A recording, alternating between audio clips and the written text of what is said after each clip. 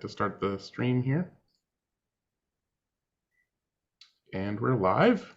Welcome to Worldwide Slot Car Chat on Zoom, number 191.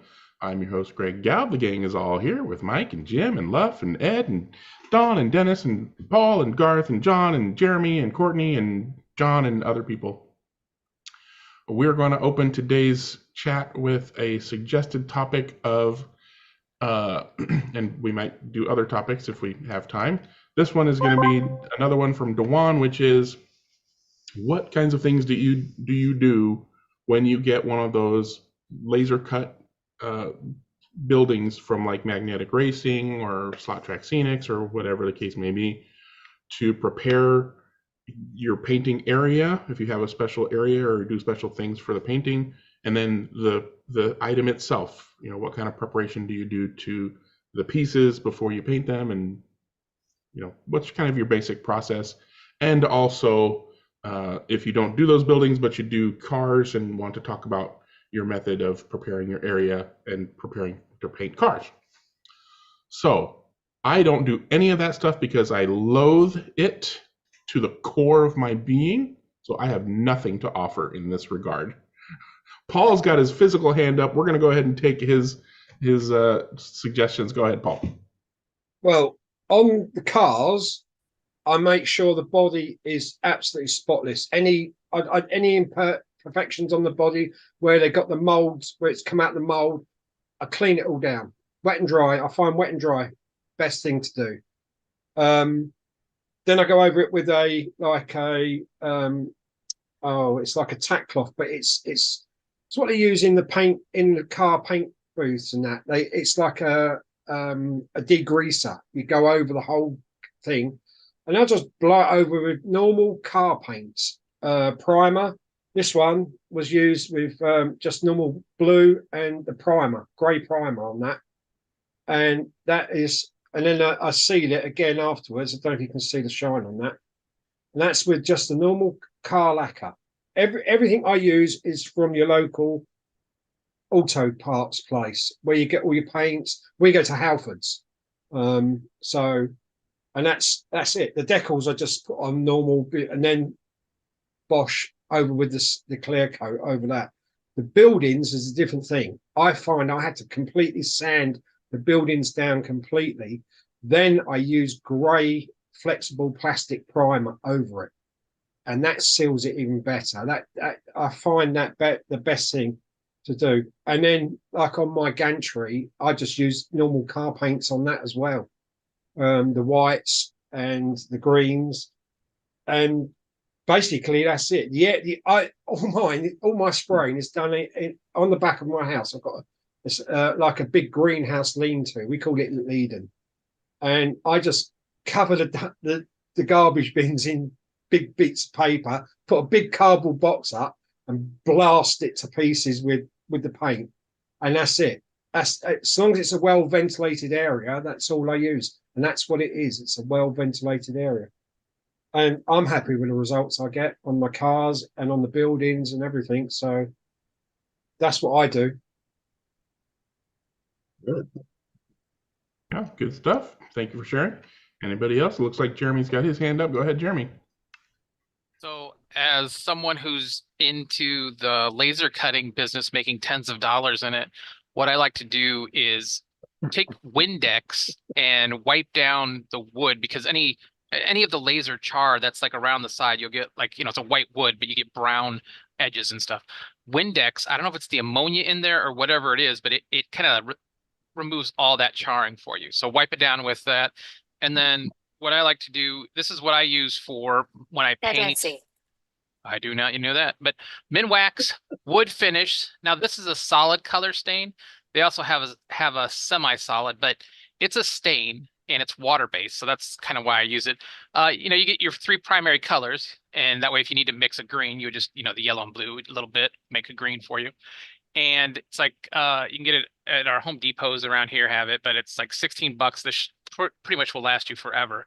But why I like the stain is because when you brush it on, it doesn't clump up like paint will. Like when paint, you get a bubble, it dries.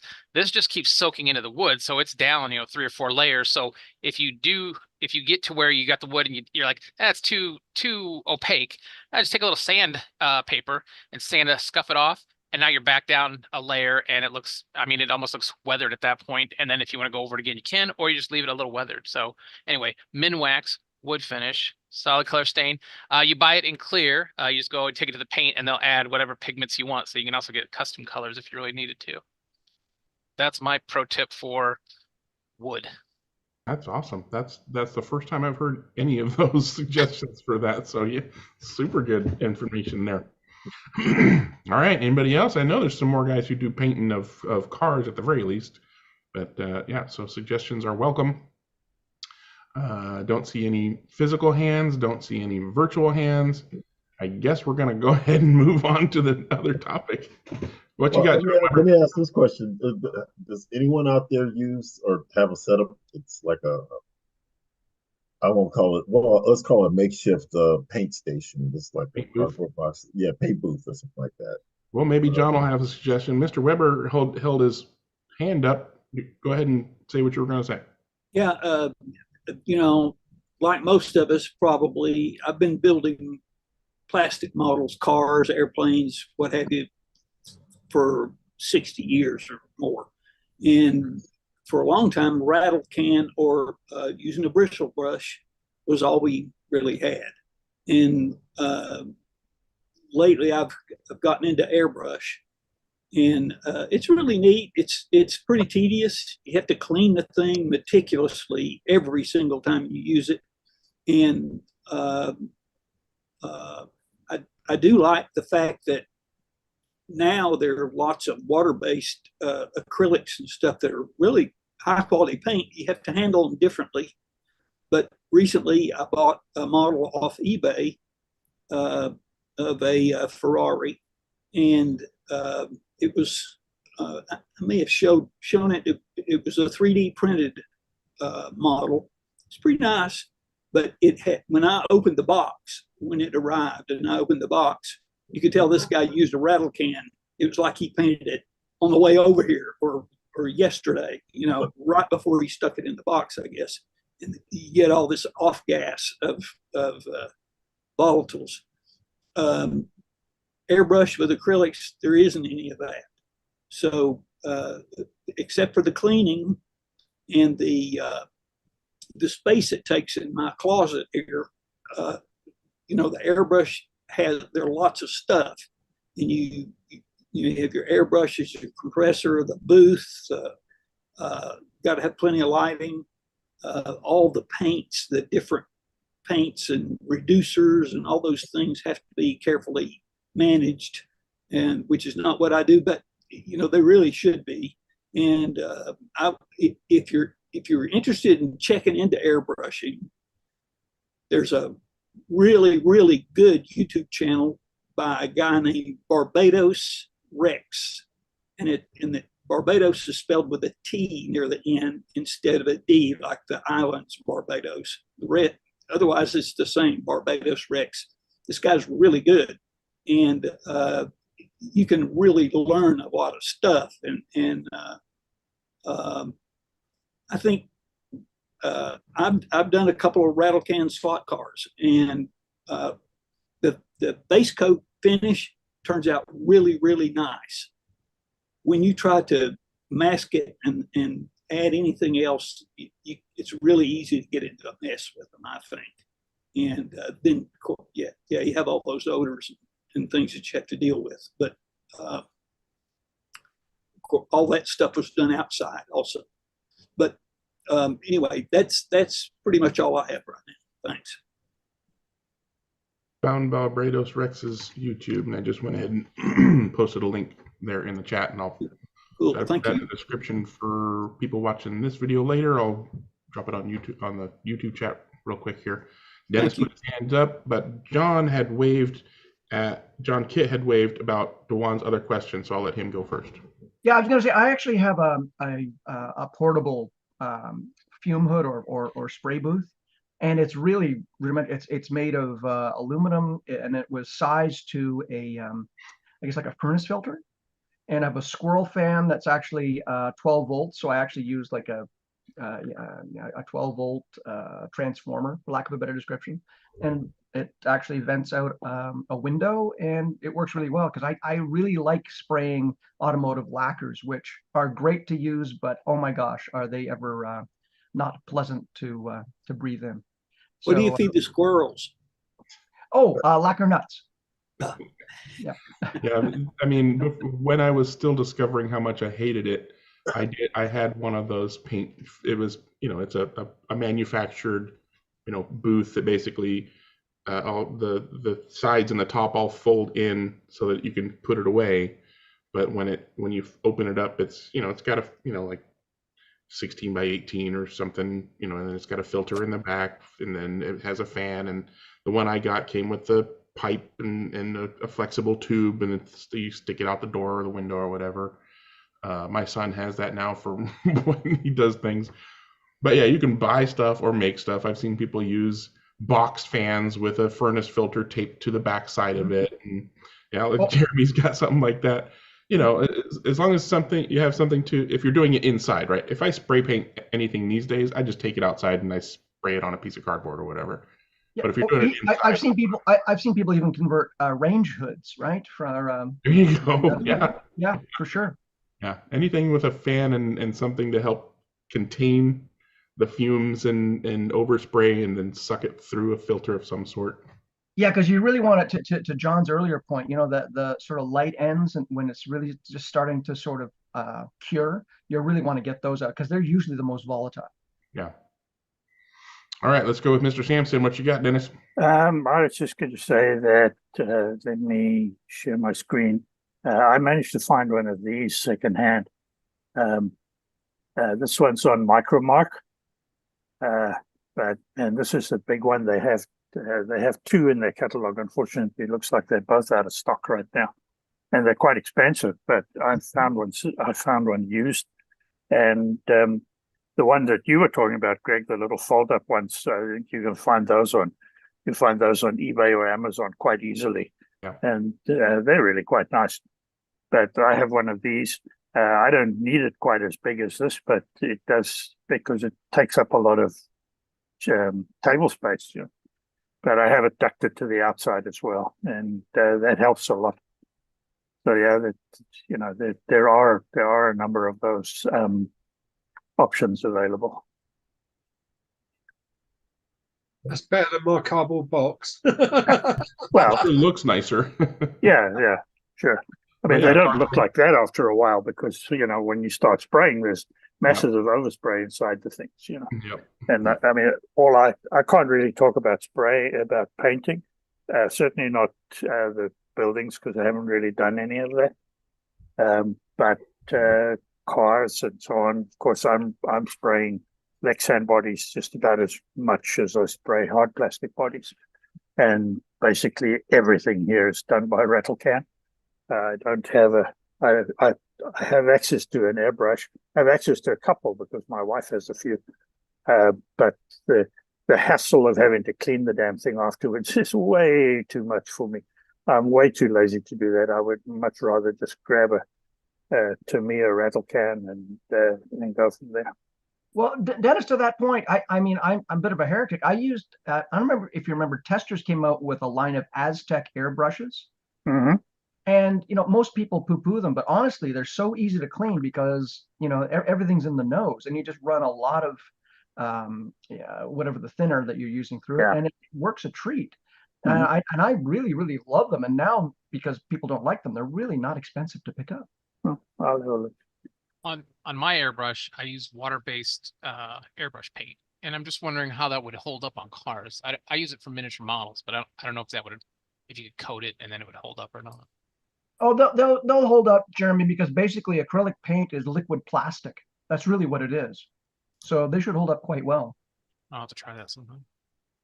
Yeah, a lot of people assume that water-based means water-soluble or whatever. Yeah, no, it's just I just assume it means water cleanup because I don't want noxious chemicals all over. Yeah, the acrylics I've been using lately have built into their system, they have some polyurethane that you can mix in with the colors if you want to make them tougher. And it does, it works. It makes them much tougher than just a pure, plain. Yeah, and John, to your point, if you really want to get into it and get into automotive products, which are water-based, they have flex agents you can put in too. So if you, gosh, heaven forbid, go off track, and the paint will give more. And it's used in automotive all the time, especially race cars. That's why I use the plastic primer, because it flexes. All right, good stuff, gentlemen. Looks like Courtney wants to share something. What you got? My system is completely portable.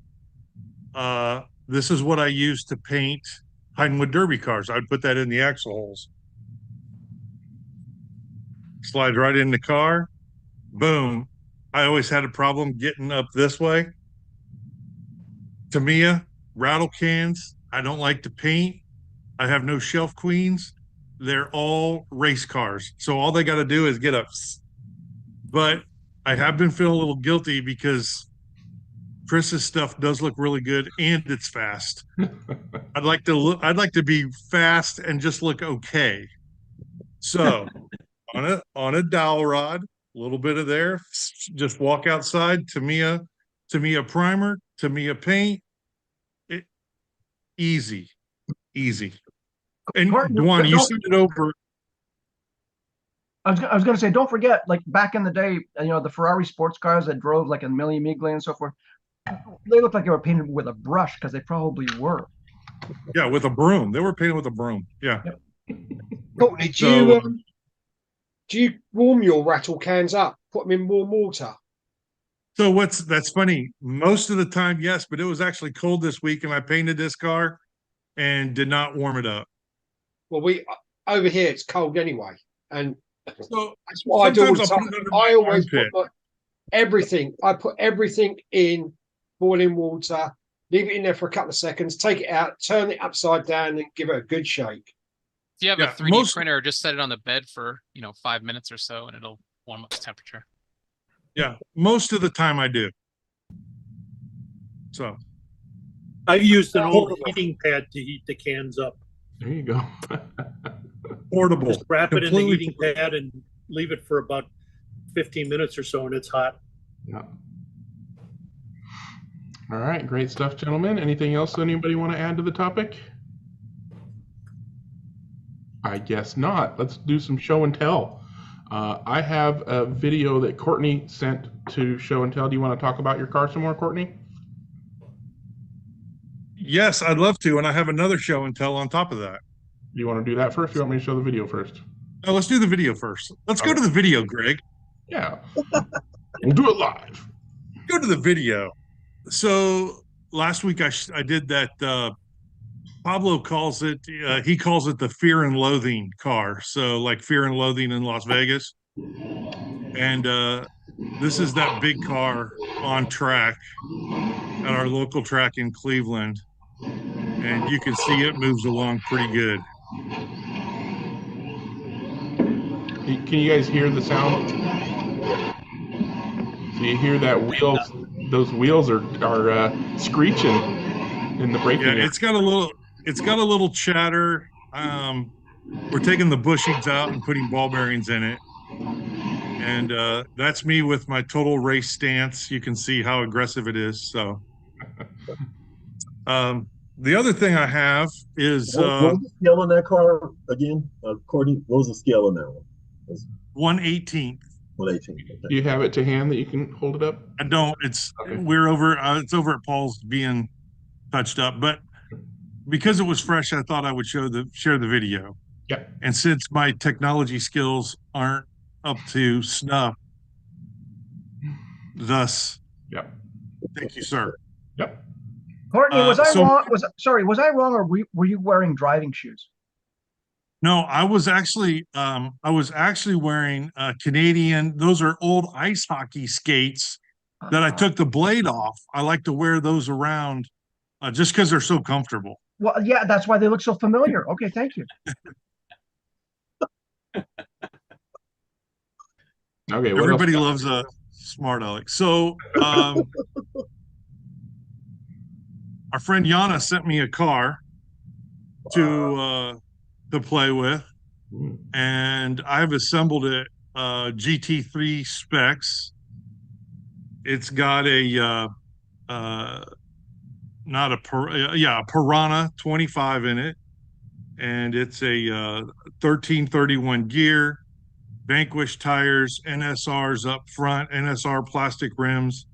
I'm using his guide flag, and yeah, I've got everything done but the glass. Again, I'm not a modeler, I'm not a painter. I painted this with 3 coats of Tamiya primer and sanded it. I just wanted to play toy cars, so I just finished it. Of course, it's blue and yellow to honor the Swedish heritage, and of course the sticker. Anyhow, I haven't done the Lexan yet. I hate doing the glass. I hate. Anyhow, all I can say is wow, the car runs awesome. I was just testing it, and it ran. My GT3 car went out of here at a high 5.9. When I first tested the car, the weather was a little warmer. It ran a 6.0 on my track, and just a few minutes ago, it ran a 6.1. And I've been messing with. I'm experimenting with body screws at the moment, and so if you're looking, it's really cool. I'm honored that he sent me one to try, and it's really fast. It's really fast. Looks great. Looks great. All right, when's your web shop going up, Una? It's up. He's got a website. Does he? Oh, Yeah, I have a website. It's not live right now, so don't try and order anything from there. Okay, let us know. I'm expecting to have everything done and shipping January 15th. Oh, okay. Wow. All right, so in a couple of weeks we'll be happy to ship, I think. How's the Can-Am car coming? I don't know. I haven't worked on it since because I've been really busy finishing all of this stuff. It's almost a completely new chassis from the first prototypes. I don't know, but I'm gonna have it ready for the Can-Am proxy, which I don't know exactly when that is, but in a few months, I hope to have that done as well. March 15th. Okay. I have to have it on my calendar. That's not that long. That's only 2.5 months. It's not even a whole 2.5 months to get it to get the design finished, to get it printed, probably go through a revision or two, and then get it, and then finish it, and then ship it. Back to work. Yeah, and then I have Happy New Year. I can't work on it for probably the entire month of January because no pressure. You got other stuff to do. Yeah. And I'm sure you'll share what your progress is when you've got some progress to share. Yeah. All right. Anybody else got anything they want to show and tell? Raise your virtual hand. Raise your real hand. I'll make sure to call on you. Not seeing either. I guess everybody just kind of had a. Go on. Go ahead, Paul. You want me to show you? I've shown it a little bit. This is what I've done for my granddaughter. It's not mine. It's my granddaughter's. It's a white kit, and she kept on and on and on getting a GT. She likes my Audi, so she's got a Porsche. Nice. But then I thought this looked really nice, so I've done myself one as well. So it's going to be copying the I can't remember, what was it? I can't remember what race it was. It's anyway, it's the Le Mans miniatures version. I've got all the decals off of that from Alatia. I think that's Spanish or Italian. And that is going to be my car. Blue, no yellow. Well, we'll have yellow. It's got yellow wheels. You're forgiven. Yeah. You want me to put up the pictures you sent me? Yeah, go on in. All right. Oh, okay. I was playing tonight before I come down, and I've had this trying to figure out how to wire this so that I can take. This is my timing beam cover. This is all scratch built. This is all coffee stirrers, balsa, and whatever else I could rob, except for the steps. The steps are magnet racing off their footbridge. And I had lights in it already when I built it, and I couldn't remember. I couldn't figure out how to light it. So at the moment, there's two wires that come down and hit 2 bits of copper. You've got a copper on the bottom, copper on the top. As soon as they touch, the lights will it's contact and it goes through the switch. And I've got this one done and the Marshall's hut lit as well because they're running on 12-volt bulb systems. And I couldn't believe how well it turned out. That was first attempt at lighting it and everything, and everything just lit up. Yeah, looks great. Except for the spiders' webs. I've got spiders' webs everywhere. So, sorry, Paul, are you using LEDs?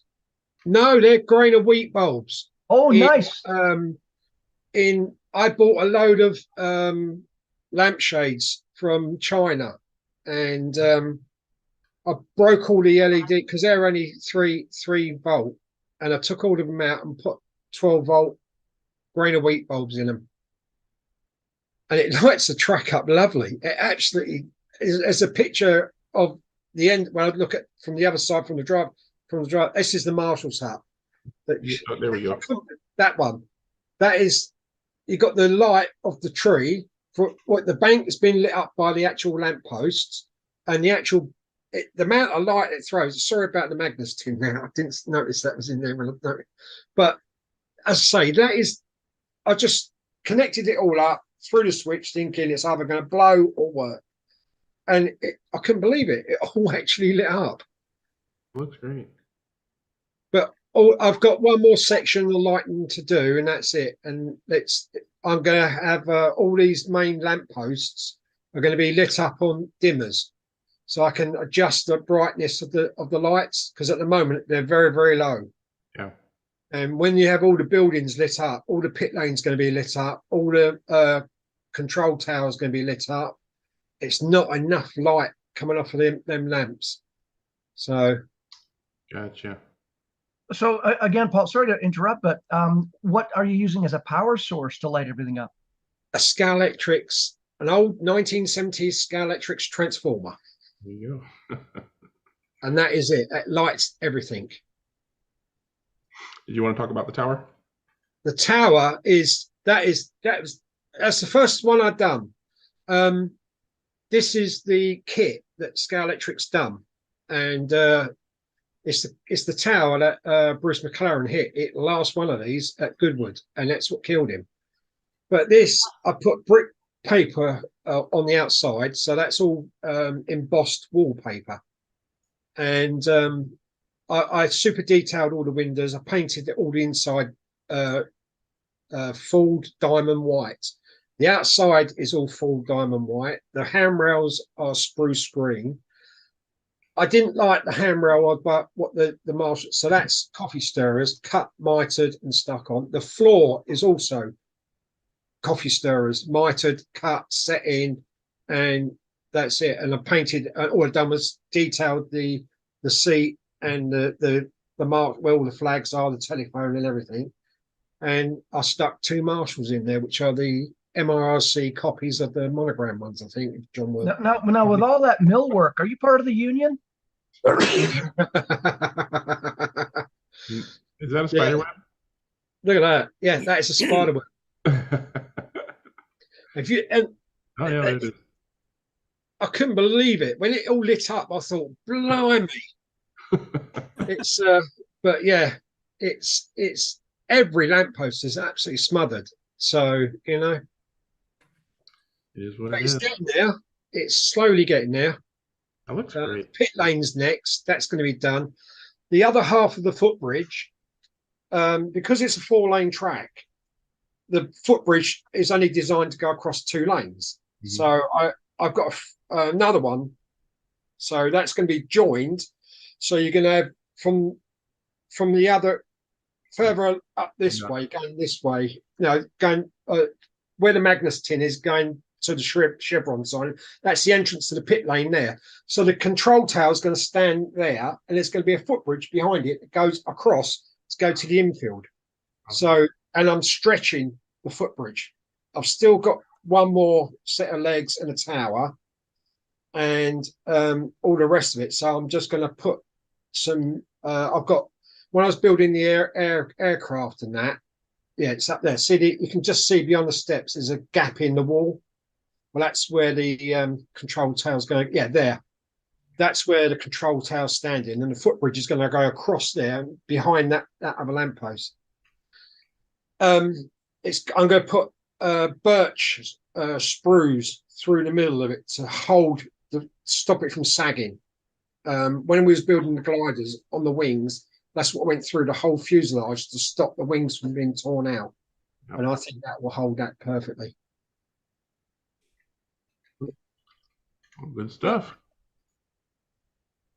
I was pleased, especially how it lit up the first time. I was gobsmacked, absolutely gobsmacked. No, that's awesome. Awesome work. Well done. It's always a good feeling when you do something, at least for me, when I do something that uses any kind of electricity or electronics or something, and it works. It's like when I opened the control box up and all the wires were going in, I'm thinking, oh my God, I can't remember which one goes to where, what does what, and everything, because you got 3 volt and 6 volt. Yeah. And I was thinking, what have I got? Yeah, no, that one. Yeah, that's the one. Bang! I thought, fingers crossed. But yeah, I was happy. Good stuff. Thanks for sharing. And Jim's got his hand up. What would you like to share, Jim? Well, I did buy a new car, and I don't actually have it in my hands yet. But when I saw this thing, I just decided I had to get it. And so this is the Ferrari 296, which I think is one of the best looking Ferraris in a long time, in the GT3 model. And so I ordered that and should get it in a couple of weeks, and looking forward to building it. And then on one of the other live streams last night, somebody announced that they had seen the new Carrera line that's coming out, and that this will be coming out from Carrera in very shortly. It'll be announced by Carrera at the Toy Fair at the end of this month. So a couple Ferrari 296s on the way, hopefully. Wow. And that livery there is a car that they raced. I think it was at Dubai or at the last big endurance race of the year. They raced Dubai. It, and one of the teams raced it in that livery. So obviously, I'm pretty sure that whoever said that's probably right, that will be coming out from Carrera. Are you going to copy that livery? That's going to be really hard to do. That's not in my skill set unless somebody comes out with a decal set for it. Atalaya will probably have them pretty soon. I would think so. So yeah, that's it for me. That Area 71 looks really, Jim? really nice. Yeah, I got the Ferrari, and I also got the BMW M4 coming from Area 71. I've got 4 of his cars upstairs. I've got 2 250 LMs, a GT. All right, good stuff, Jim. Jeremy put his hand up. What you got, Jeremy? Hey, earlier I was talking about that wood stain. This, I don't know if you can see, but this is a regular piece of wood that I cut. And on this side is the wood stain, but I don't know if I can pick it up here, but you can still feel and see the wood texture in there. So it doesn't just cover it like a regular house paint would.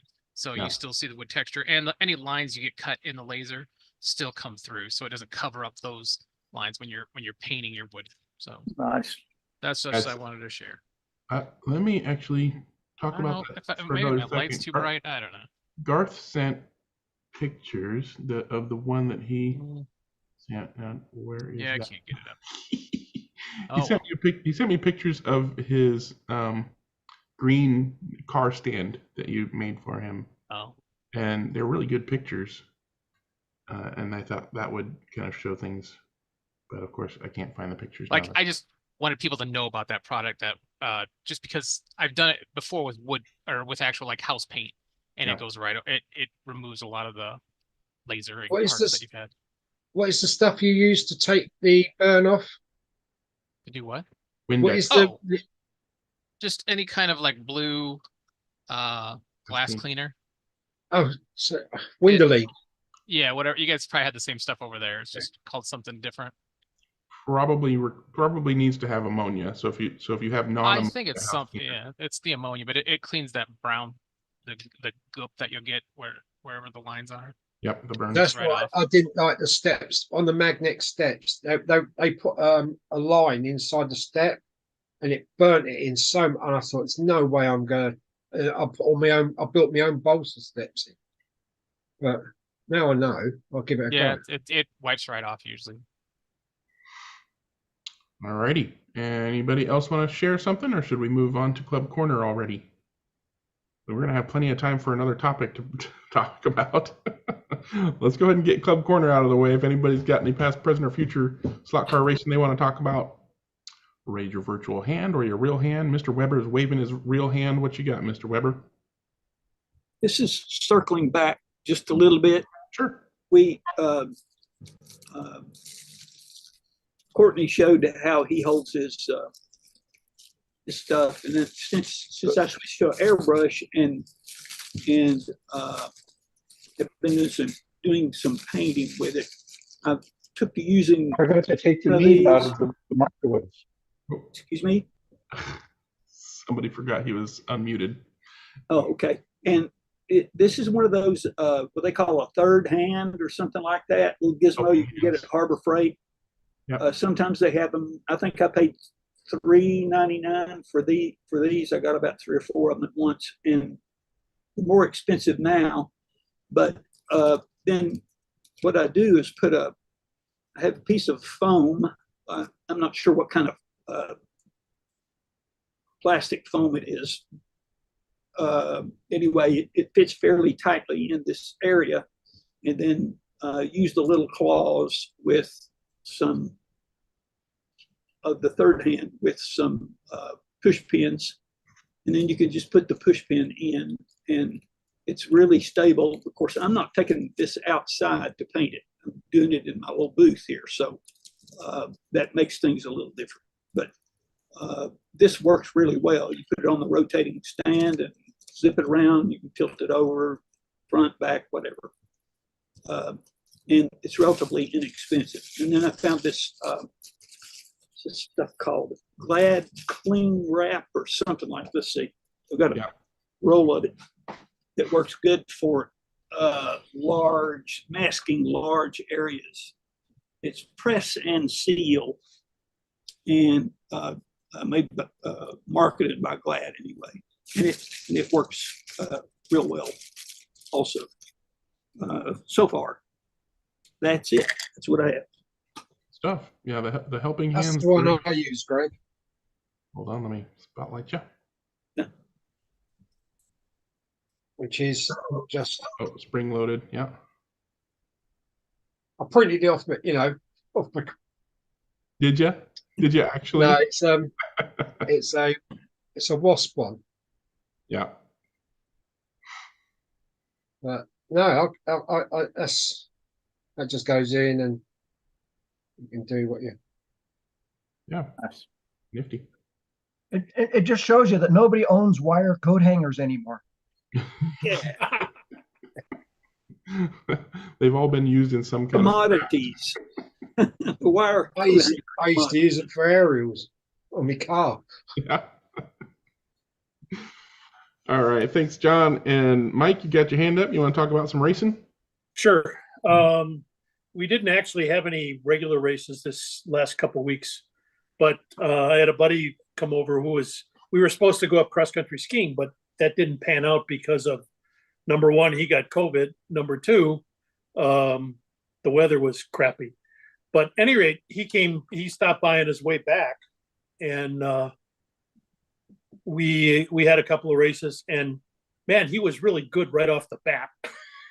gave me a run for my money, surprisingly. And he hasn't raced with me for probably 3 or 4 years. And the last time he raced was with magnets. So he did quite well. I did give him, burn stuff, and he had a little bit of trouble with switching on the fuel and that. But we did a couple of practice races and stuff, and I haven't got the video up yet, but we did video it, so it'll come up in a little bit. And it was a lot of fun. We did a couple of GT 3 cars and had a great time. So not regular race, but fun race anyway. Is he nearby enough to join you more regularly, or he's over in Seattle? Damn. So, yeah. What's his name? Jesus, I should know. I'm Maybe Jacoby, we can join you, Greg. his name. Yeah, it might be fun to get together sometime. At least the 3 of us over at your place and do some digital stuff. Sure. So we'll see what happens. It might actually get me to clean off my table. Ooh. Cool. All right. Thanks for sharing. Garth put his hand up. What would you like to share, Garth? Jeremy said I had to show this, so I got an update on the surface plate stand. Yeah, see that? Those are Okay. the pictures I was looking for. Yeah, this is the one that the original prototype. Okay, and I just painted it with green paint. But the one that Jeremy wanted to show is there's a good example there. We got another version of this that's going to be 6 inches. Okay, and so this was just I put a couple 1, 2, 3 blocks on there just to see what it would be like. Okay, and so there's the 6-inch version. Fancy. And this one, Jeremy has got he burned in my Outlaw logo onto it. Okay, and so that's pretty cool. And then so I took the old one and I took an AutoCAD drawing and took all the color out of it just so it was lines, and then traced it onto a piece of masonite and then painted it, hand painted this one. So this is that's the prototype with the Outlaw logo on it. So they'll both match each other when I get the other one. So. Oh, here's another one. I didn't even think about this. This is like in the works. Okay, somebody was saying, or Jeremy was saying, or you were saying about putting screwdriver thing on the back of it. So yeah, we're working on that. Okay, and that's what it looks like from the top. And then Jeremy wanted to put a thing where you can put dowels in there, so you can put tires and stuff on there. Mm-hmm. And that shows you got a few little tires hanging on the back of it. So that's going to be like an optional thing. So, yep. So that's about it. You're a Swiftie. No, that looks good. Yeah, keep going, keep iterating. All righty, I guess we're open floor at this point. So do you guys want to talk about most anticipated cars of 2024? There's a topic suggestion for you. If there's anything that is coming, I mean, Jim already talked about a couple of ones that he's hotly anticipating. But if there was an announcement of some sort, usually by now we'd have seen like Scalextric's 2024 catalog, wouldn't we? Or is that coming later? That's coming later, isn't it? I think. I guess that's yeah. true. I think they generally get it out in time for the Nuremberg show. Yeah, I'm waiting for Fab February. 1. You're waiting for a Fab 1? Yeah, that's gonna be my new rally car. I just don't get that car. I mean, you'd have to have watched the show to Yeah, I get. to appreciate it. Yes. I grew up on that, mate. Don't diss it. I vaguely remember some of it, but I did not. That was definitely not one of my. I actually had my photograph taken with the real Rolls Royce when I was knee-high to a grasshopper. Yeah, I'm definitely more of a DeLorean, Kit, A-Team, Ghostbusters kind of guy. The 80s. Youngster, yeah. But yeah, hopefully there's another something like that in the 2024 roster of Scholastic. But yeah, I guess I don't know what's planned for 2024 from most of the manufacturers. They're doing the Land Rover's having several backs to it, isn't it? They're doing the Land Rover, because when I was at Gaydon, they had several different Land Rovers there with different backs on them. Okay. So I know the back is loose on that anyway, because I was looking at getting one and doing it as a breakdown truck for the track, with a crane or something in the back of it. Mm-hmm. And it's a clever design for such a high riding vehicle with the double gear, the idler gear or whatever. That's weird the way it drives. Yeah. Actually, here's an interesting question. How many people actually buy road cars versus race cars for their track? I used to buy more road cars before I was into it as much. And I still have a few road, like I got a whole set of the Scholastic crash resistant supercars. But yeah, not so much anymore. Yeah, I buy a few, but what I buy a lot of are the presentation liveries, right? So when somebody comes out with a car in what its full-size presentation livery was, rather than a race livery, right? So not slotted, Scale Auto did a Mercedes SLS GT3 years back in white, which was the presentation livery. BMW Z4 GT3 done by Scale Auto and NSR in the presentation livery. Others like that, those are, I like those for some reason. And anything that's matte black. I think the presentation liveries are probably expensive designs by graphic artists employed by the car company, the company that's making the car, and they're trying to put something on there that makes it as attractive as possible. They don't care what the advertising, who gets advertising on. Yeah. And that's why they look so good. It's because they're made to make the car. They're made to look good. Yeah. Yeah. Well, I found all Dad's Super Shells bodies, and he's got a lot of the Formula One cars he never built. And I thought, oh, and then I went upstairs and put Grand Prix on and watched that, and I thought, yeah, do you know what? Just thinking, they would look nice going around. One of the cars that Jim showed in his video that's coming that I'm really waiting for is that NSR Corvette C8. That I think that's going to be a spectacular car.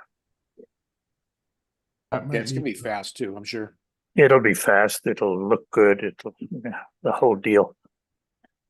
That's one. I think both the Revo slot and the slotted Datsun 510s are going to be really fun little cars. I want to get the white kit, the Pioneer, not Pioneer, the Thunderslot Mustang as a white kit. That's on my hit list. Oh yeah. I want to maybe as a white kit one could make it look a little better than it is in any of the painted colors that came from Thunderslot. I want to do it as in the Alan Mann livery. Yeah, yeah, or just make it look like an Eleanor out of the movie. No. Yeah. No, I just red and gold. All right, some people got some hands up. Or you guys want to talk about anticipated cars? Go ahead, Garth. Well, mine is one that was anticipated last year, and that's that yellow 512M Ferrari from Slotted. Okay. And I keep seeing pictures of it, and, I guess I haven't seen any information about when it's coming up. And as soon as I can get my hands on one of those, I will. So that's mine. Yeah. Okay. All right, Mike. I want to get the Lamar liveried Porsche 963, the one that Gio did. Oh, that's that one with all the multiple colors. Yeah, Yeah, I really like that livery on it. Yeah. Although I'm really tempted to get a white kit and screw it up with my painting skills as one of the Yoda ones, because the gold and white a la Miller, ex Miller livery from a long time ago looks really nice. So I'm debating. I'm sort of putting it at. I've got one. I think I'm almost going to pull the trigger on ordering it and ordering the white kit at the same time. So I'll have at least two of them, and then I'm really looking forward to that Ferrari 296. I might pull a trigger on that one from Area 71 too, because that way I'd have three for the hypercar It's class. only making a few of those, so I guess if you want one, you're going to have to get it quick. Yeah, it's Okay. 150 pieces. Yikes. Okay. Well, and 149. I would buy the I ordered Carrera one. one, except they're so blasted heavy that it's not worth it. Jim, what kind of chassis are you going to put under yours? It comes with a chassis. Oh, it does. Yeah. Oh, okay. Yeah, all of the Area 71 132nd scale cars come body and chassis, interior, glass, everything. You've just got to add a pod. It's usually some of them have chassis for slotted pods, and I think sometimes they have chassis for NSR pods, but mostly it's for a slotted pod. The 296 has a new chassis with an integrated pod. How good it works, I don't know, but it comes with it. Oh, okay. Sorry, I missed that. Design. What was it, Jim? The 296 comes with a chassis that has an integrated pod with flex in it, apparently. I haven't seen a picture of it yet, but so it comes ready to go. Just bolt stuff. That's cool. Yes. Yeah. And it was a little over, it was like $103, including shipping. So price-wise, it's not bad at all. Okay. Shipping was like $25, so the car itself was not bad. Yeah. Okay. All right, thanks. I'll maybe go put my order in for that sucker. All right. How much has anybody else done any of the Area 71s? How much sanding do they require? Do you know? Lots. Oh, really? I think they're getting better though. The early ones required immense amounts of sanding. The new ones, I've got like a base coat on them. It's when you sand down, really? it's like, I'll go and get mine. Hold on. I did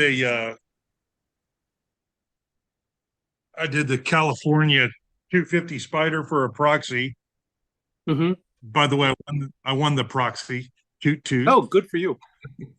And I sprayed this with 2 coats of automotive primer, the light sanding automotive primer. I did 2 coats of that. So no without sanding it beforehand? Sorry? Without sanding it beforehand, or I sanded it a little beforehand, but it's not very good. I mean, I definitely did not win concourse. It's just silver. It's a race car, man. It's a race car. Well, that's what we talked about. That's what we talked about before. You should have won because it's more like what Ferrari would have released the car as, painted with a brush.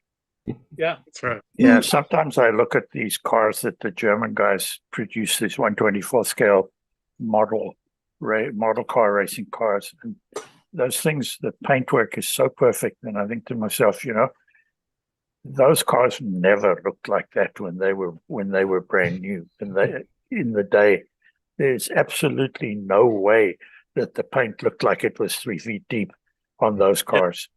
Well, yeah, because you don't want paint weighs, right? You don't want to put a lot of paint on. Yeah, of course. Courtney, whose wheels and tires did you use on that Ferrari? That is Penelope Pit Lane is whatever Pendle Slot is. Okay. 16. And those are 14 or 15, yeah. And those are rubber tires, and I think those are CG inserts. Okay. Cool. Thanks. They are CG inserts. They're again, it's a race car. Yeah. Thank you. That's the finish on the new ones. It's like a spettle. Yeah. It doesn't feel so bad. That's the Until, chassis. until you start trying to sand it, because I- it's so the plastic is so tough because it's so flexible. And But he sent me that, and didn't cost me a penny. These.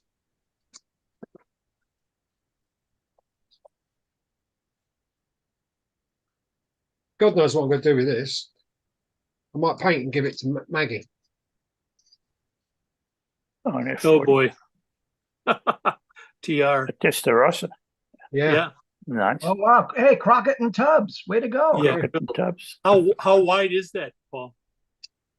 I ain't got a clue. It's Wide enough. Is that Yeah. why? Well, the real cars are humongous. Yeah. I mean, so the chassis's got plenty of Oh stuff, yeah. Nice. Yeah. but Pretty looking But- car.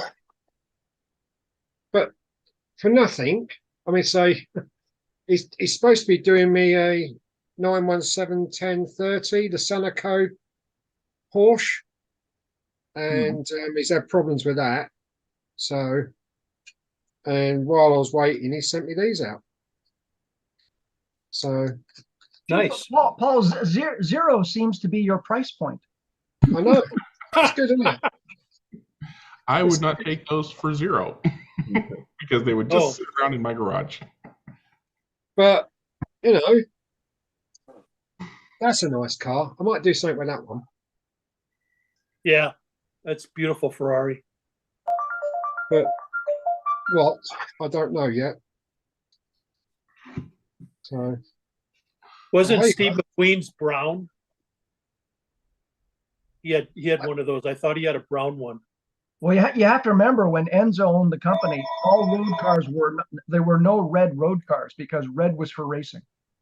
Yeah. but yeah, it's like I say, freebies. I don't mind freebies. Got a nice little box of lot.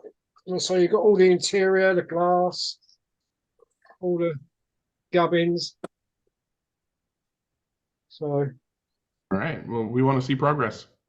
yeah, I dread that. Good luck with I that. get away with painting that blue and well, yeah, actually, because the other car he's doing for me is the 513 Ferrari which was what Slotted brought out. So Well, Paul, you bring up an interesting point. Anybody know of any like vintage models that are being released for 2024? Like anything from the 60s, the 50s, or the 70s? Well, I guess at some point, Slotted may still bring out that Chaparral 2G that they've been telling us is coming for the last 10 years or so.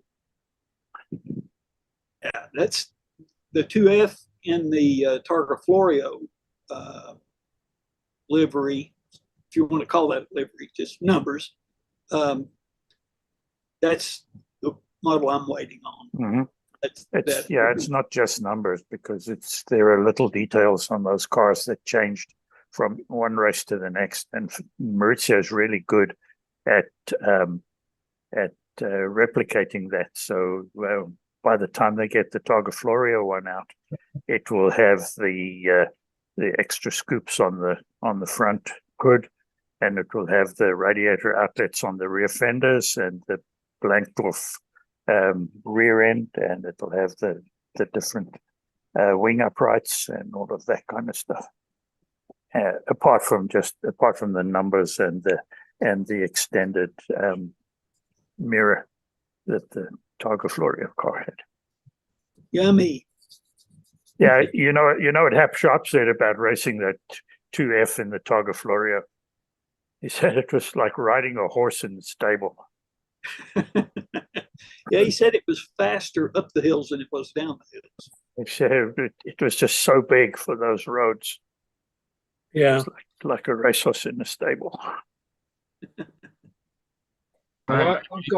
I've ordered 2 transporters. You know the Benetton, the Fiat ones that they've done. I'm doing one as the Shelby America one, the 6-wheeler, and the four-wheeler I'm doing as an Allen Man one, because over here that was used as the Allen Man. So I've managed to get someone, or I know someone who does 3D prints of them, so I've ordered them. So that's my two new toys coming. Is he going to use your printer? Yeah, it's fresh, it's virgin, never been used. Do you know what, right? One day I will surprise you with a big blob of plastic saying, look, I printed this. Sure you will, Paul. Sure you will. It's nice to know you friends are, isn't it? All right, Mike, are you all done? Oh, yeah. Okay, Jeremy, what's your most anticipated car or whatever you want to talk about? Sure. So my most anticipated car is the Datsun 510. Now, I don't know if Slotus is going to release this year or not. Did they say that? It was? Okay. And then the Revo slot, I'm also looking forward to, because then maybe I can introduce that class to our club and start racing those. And then the third car that I'm really interested in is whatever happened to that Porsche that Greg Gaub was getting, that John Kitt made. I'm really excited about that one. I hear this is the year. All right. All I can say is, our work was done. It's out of your hands. Out of my hands. Yeah. Mine too. Phantom Porsche. I don't know. So somebody needs to help. It's turning into a government project. Help Chris lower the bar a little bit.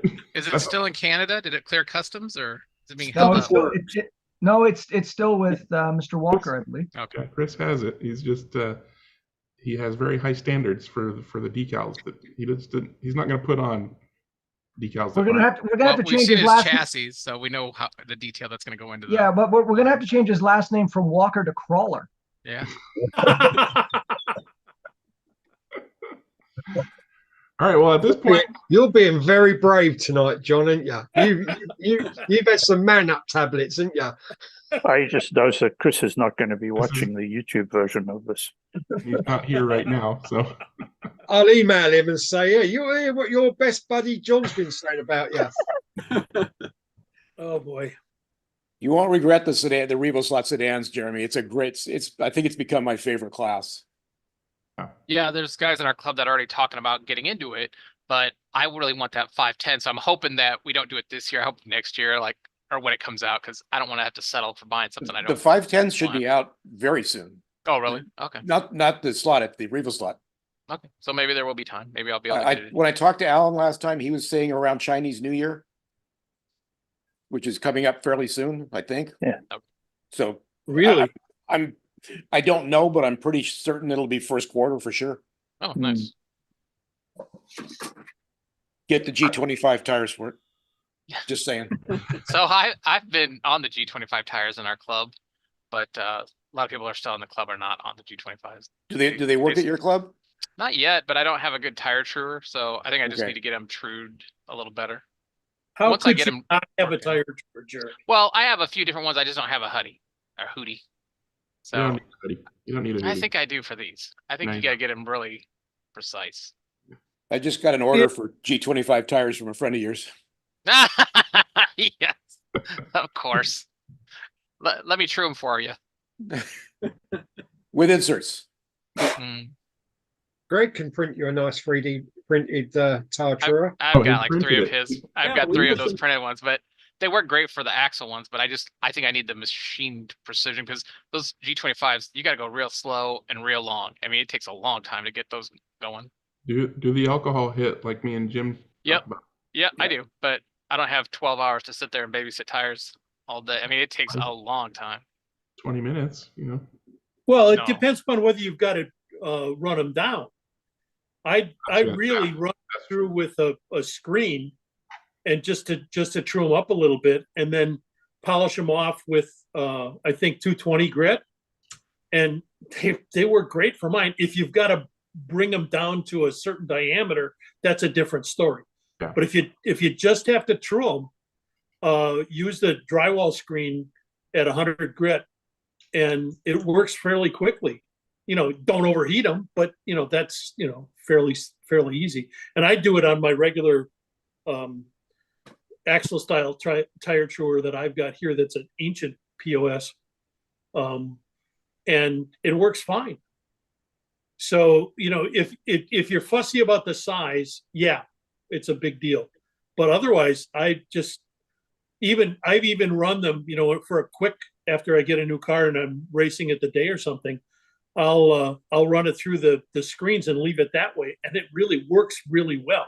And this is on slippery scale extra track, so you know that's one of the reasons I've got the G25 tires. And Jim, you know, we mentioned a while ago about the RevoSlot G25s. My experience with the G25 RevoSlots is not good. They pill up really quickly, so I don't think it's the same compound as the slotted. I don't know for sure, but I'm guessing. I'm pretty sure it is. Is it? Not 100% positive, but based on some things that people have told me that know, I'm pretty sure it is. Okay.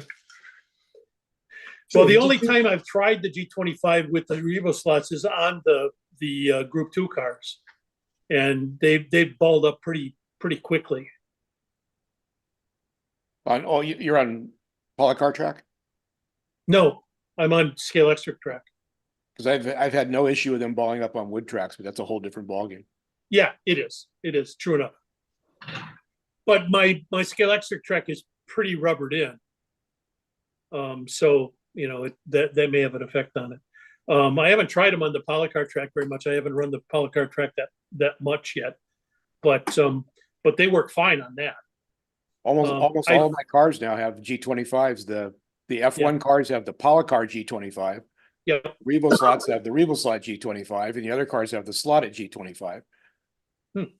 Which, like I said, and you're finding the G25 works really well on all the wood tracks with the regular RevoSlot, the full size. Say that with the G25s on the full size RevoSlot cars. I don't have one yet, but I'll be getting the G25s for it. Okay. Because we're gonna start racing those here in Northern California real soon. Yeah. Jim, did you get in touch with Steve? No, I never did. Oh, all right. All right. Sorry, try to send you an email for a minute, and I'm going to step away again. But at this point, it's open floor, so you guys, you know, as long as just keep it on slot cars, go for it. No, I did try to send you an email, but that didn't come back. That's why I messaged you. It went through quicker on Messenger than. But he said just if you want one, just email him. Well, yeah, you mentioned that he's going to build a batch. So what I'll probably do is wait for Electric Dreams to get them in stock. I'd rather purchase them local just because. All right. And so if he's got another batch coming, I'm sure they'll be getting some. Yeah, he was talking about they're bringing he's got a new controller he's coming out as well, and it can be finely tuned for the Apex. I see Pete with Pete's light kits, and I'm curious about. I've looked at your site a couple times and tried to figure out what I need to order for these vintage type cars, like the pictures behind me. I'm probably making it much more complicated than it is, but it's a new thing to me. So, can you kind of help me out with that? Yeah, Maybe? sure.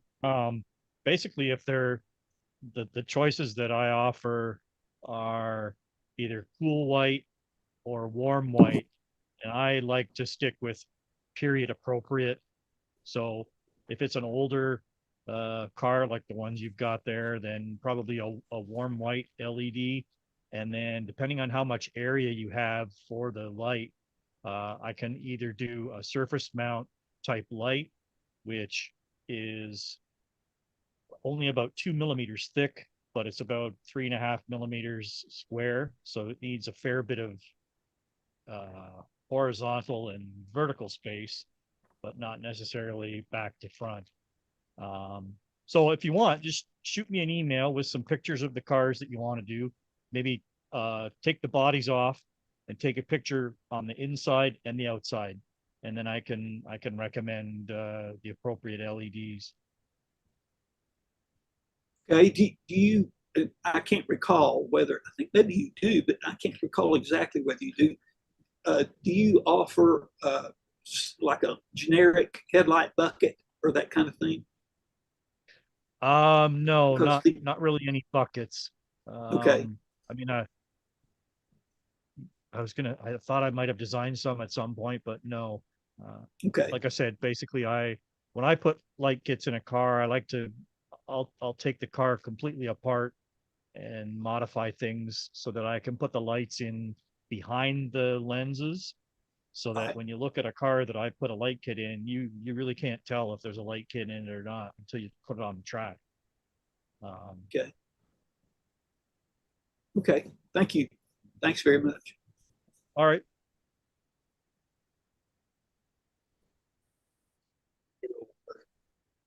Yeah, seeing Pete made me think of this too. I on eBay a lot. I think it's Great Traditions or Lakota. Are they the same? They sell a lot of like Carrera cars, like this one. And what they've done is they were digital cars, and they take the chip out of them, and then they sell an analog version like this for like $29, and which is actually not a bad deal. The only difference is there's original, because they take the digital, there's no lights. So, this is what, you're left with. So I would imagine it'd be pretty easy just to make a light kit and put lights back in this, right? Oh yeah. Yeah. That's a pretty standard thing. I've got the only Carreras that I have are some of the DTMs. So I've got an older DTM with a light kit in it. And I haven't put one in the new one yet, but sometimes where the lens is at the back, there's already like holes there for LEDs. So again, if you want a light kit, take a picture of the inside, and if there's like a hole, maybe measure it. It's probably 3 millimeter. So yeah, they make perfect LEDs that will go right in those holes. Yeah, and I think it wasn't there some way. I mean, you just tap into the line here somewhere. I mean, yeah, I sell the kits with it's got a connector to two bare wires, and then you can either solder the wires to the motor or anywhere else along the line there to between your brushes and your motor. I usually recommend the motor because it's not going to move around if you put them anywhere near the brushes.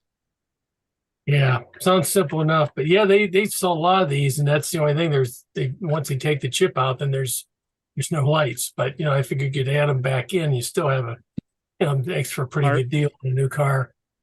Are there lights? Are the lights still in the car? They're just not hooked up? No, they're not. They're not in the car. Okay, so they pull everything out. They must pull them out too, with the chip. Well, I've got a bunch of Evolution cars that came with the lights, but of course I don't have. I'd have to put resistors in to bring them down to the voltage. And it would be nice to have the chip to have them on when they go off the track. With a yeah, I've done that too, where the cars come, certain cars, even the Scale Extra ones, where I switch them over.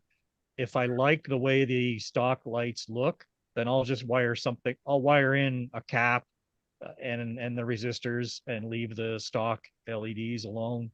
So yeah, I can do that. What resistors you need for doing that?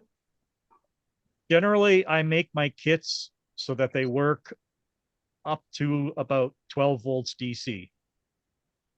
If you want to go I have done kits for some of the digital cars. I know they're a lot higher voltage, so I just put a beefier resistor in.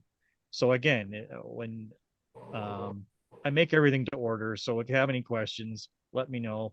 I'll ask questions back about your track voltage and all that kind of stuff, so that the kit will work fine. Okay, thanks.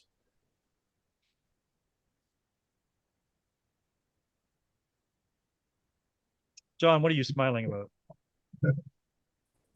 Oh no! Oh gosh! Just generally happy. You're a happy guy. We know. I'm a happy Jeremy. Guy. Come on in, John. What kit would you like to see re-released? Me? Yeah. Oh gosh! Oh wow! How far back do we want to go? You know what I would really like to see, to be honest with you, is either like the Lola GT from Monogram. That was never re-released by like. Oh, MRs. definitely. That is one car that should be done as a slot car. Full stop. Yeah. Oh, absolutely. And the great thing about the Monogram one was that it was just so bang on scale too, right? It's a beautiful little model. I got 3 of them. I'm lucky. I've got 3 of them. Oh God. I have a 3D printed. I have a 3D file for that car. Just waiting. Oh, wow. Oh! What did you just say? That's 2 cars now. Yeah, I designed it for a proxy. It took me a week because I had to get it shipped, and then got about 1 day of testing on it, and never touched any of it. You will send it to me. I'll test it for you and play with it for you. I'll look after it for you. I really would. I wouldn't paint it blue and yellow. I mean, it's a few days of work to get it acceptable, and I don't have those few days right now. I do. Well, it's a few days in CAD. Do. I've got nothing more to do. I mean, so this one, I'll put that to one side. He's not willing to ship it as is. He wants to do some more work on the model before he. Oh. Yeah. Careful, Yona. You see, the problem is you're in his price point. What? No, shut up, you. I'll tell you what, right? If he does do that, I will definitely buy one off him. In fact, I'll buy 2 of him because one for a shelf green and one to race. Yeah, I mean, I'll work on it. Maybe in a few months. Definitely. I'll have it done. Definitely, Jonah. I'm serious. I will have 2 of them off you. Yeah. You know, John. Just Yona, don't email him. You won't hear from him for 6 months. Oh, shut up. John, I think actually it never was re-released, but back in the day there was a company called Palmer, Palmer. Yeah. And they made a Lola GT that was the exact same car. They were actually interesting. You mentioned that they were actually from the Monogram molds. Same mold, yeah. Yeah. They had a deal with them because they did that with the Porsche 904 as well, the Ferrari 250 GTO LM. I can't remember what else, but yeah, no, Palmer was a really interesting company. Like they would go and find, you never know what you got because the box art was sketchy. And then you'd open it up and go, oh my gosh, it's like a Monogram, or you'd open it up and go, oh, it's a bar of soap, right? You'd never know. Yeah. Mm-hmm. I want the Zodiac. You know, the Airfix Zodiac. That is what I'd love to have re-released. Ooh, okay. You no idea, have you? No, yeah, I do. That was a Ford, wasn't it? The Mark one's a Ford. We used to call them aircraft carriers over here, Z cars. If you Google Z cars, the TV series Z cars, the Mark 1 Zodiac, and the Z, both exactly the same. Yeah. They are neat looking cars. They are neat. They were the first to follow the American lines with the big wings on the back and all the chrome front. Yeah. Okay. Those Monogram 1/32 scale models, John, you're speaking of, Lola GT, Ferrari 250 GTO LM. You could build those things and just barely touch them with the right paints in the right places and not do anything else to them. They look great. I mean, they were absolutely. very, very good. They were so well sculpted, and that was all done with like pencils and slide rules, you know. Eyeballs. There's a car that I would really like to see re-released, or if anybody has a line on one, I would love to get one of these. Oh. It was made in resin by a company in Germany, but they're no longer available. And I would love to get my hands on one of these, and chances of being re-released are slim and none. Yeah. But that's, the kind of thing Carrera might do just for fun. That's true. You know what? That is true.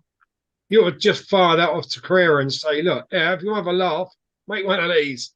It's a Group 5 car. They should have done that instead of that Pantera thing that they did. It's got the Zach Speed or that motor in it. Volkswagen Beetle that they did. Yeah. Yeah. But Jim, you'll have to lie to them and tell them it's German, and then they'll do it. Well, it's a Zach Speed car. It's just Zach Speed. Oh, perfect. There you go. It has the motor that was in the Capri in the back in the Europa. It only ran in like 1 or 2 races. It was never successful. And it only appeared in the Minolta livery. It ran once without a wing and once with a wing. And I think that was about the only 2 races it ever ran. And it's around. The real car is around in some museum. So how much of that is actually a Europa? Probably nothing other than the nameplate. I Well, think the windshield. Maybe the windshield. It was basically a Formula 2 car with a body. Design that. Yeah, it was like a Formula 2 car with a body on it. Yeah. Quite a cool looking car, though. If they would have had the backing, it probably could have dominated in Group 5. So come, Dennis, what would you choose? If you could have a kit come back. Just kind of like everybody's white whale, what they're looking for.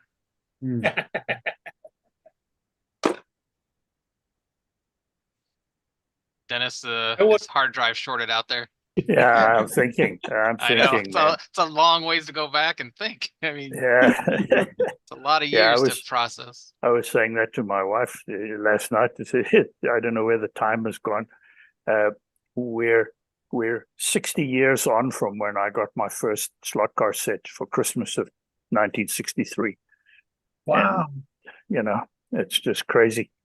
What would I love to see? Well, here, maybe this will twig you. Hey, I just found this. So, see, look at all these beauties. To John's. Yeah, that was it. Yeah, and you see, I've managed to find all of those over the years. The originals. Is that Ferrari the same as the what's the name? Super Shell's Ferrari? No, they're close, but the monogram. Well, that's a 330 LM. That one. No, the F1. Yeah. What's a 158? Yeah. The 158. What was the Super Shells version? Could have been a 158 as well, but yeah. They're not the same body, but they're copies of the same car, I think. Yeah. Right. Yeah. And again, they're so well done. Yeah, they were gorgeous.